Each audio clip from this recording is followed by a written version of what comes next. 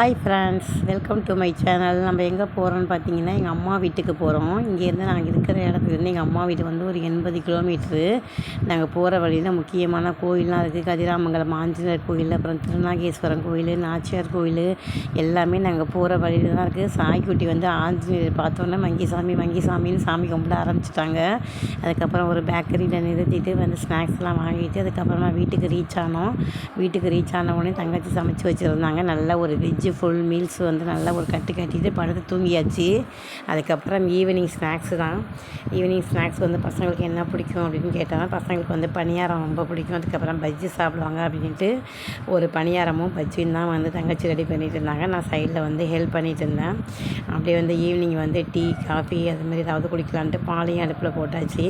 Night dinner என்ன வேணும்னு பசங்கள்கிட்ட கேட்டதுக்கு சப்பாத்தி வேணும்னு சொல்லிட்டாங்க. அதனால் சப்பாத்தியுமே நைட்டு ரெடி பண்ண ஆரம்பித்தாச்சு. இது வந்து பணியாரம் வந்து மைதா மாவில் செஞ்ச பணியாரம் தான். மைதா மாவை வந்து வெள்ளை பாகு காய்ச்சி அது கூட கலந்து வச்சுட்டு செய்கிறது தான். அப்புறம் சப்பாத்திக்காக பார்த்திங்கன்னா பட்டாணி குருமா செய்யலான்ட்டு பட்டாணியுமே குக்கரில் வந்து விசிலில் போட்டாச்சு. எப்போதுமே வந்து பணியாரம் வந்து பசங்களுக்கு ரொம்ப பிடிக்கும். பணியாரத்தில் வந்து நிறைய டைப்பாக நான் செய்வேன். தங்கச்சி வந்து மைதா மாவில் செஞ்சுருந்தாங்க. அந்த பணியாரம் கோதுமை மாவு இல்லாதனால மைதா மாவில் இது வந்து பார்த்திங்க அப்படின்னா நல்லா வெந்நீரில் வந்து அந்த பாகு காய்ச்சிரமாக கட்டி இல்லாமல் நல்லா ஒரு விஸ்க் இல்லைன்னா கரண்டியை வச்சு நல்லா மிக்ஸ் பண்ணிவிட்டு கொஞ்சம் நேரம் ஆற வச்சுட்டு அதுக்கப்புறம் பணியாரம் சட்டியில் போட்டு எடுத்தோம்னா நல்லாயிருக்கும். இந்த பணியாரம் வந்து நம்ம மாவு ஆறுனதுக்கு அப்புறம் போட்டால் தான் ஒட்டாமல் வரும். அதனால் ஒரு 10 நிமிஷம் இந்த மாவு வந்து ஊற வச்சிடணும். இந்த பணியாரத்தில் வந்து பார்த்திங்கன்னா வாழைப்பழம் சேர்த்து செஞ்சோம்னா இன்னும் டேஸ்ட்டாக இருக்கும். எங்கள்கிட்ட வாழைப்பழம் இல்லை, அதனால் அதை வந்து சேர்க்கல. பசங்களுக்கு பஜ்ஜியுமே பிடிக்குங்கனால வாழைக்காரங்க கட் பண்ணி வச்சாச்சு. அதுக்கப்புறம் பஜ்ஜை ரெடி பண்ணிவிட்டு டீ பஜ்ஜி எல்லாம் வச்சு சாப்பிட வேண்டியதான்.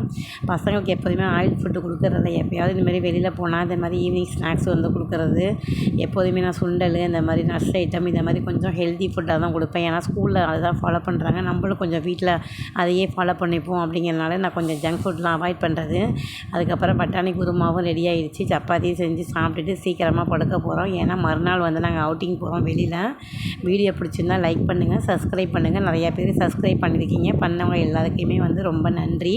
எங்கள் சேனலில் தொடர்ந்து பாருங்கள், எங்களுக்கு ஆதரவு கொடுங்க. Thank you to all.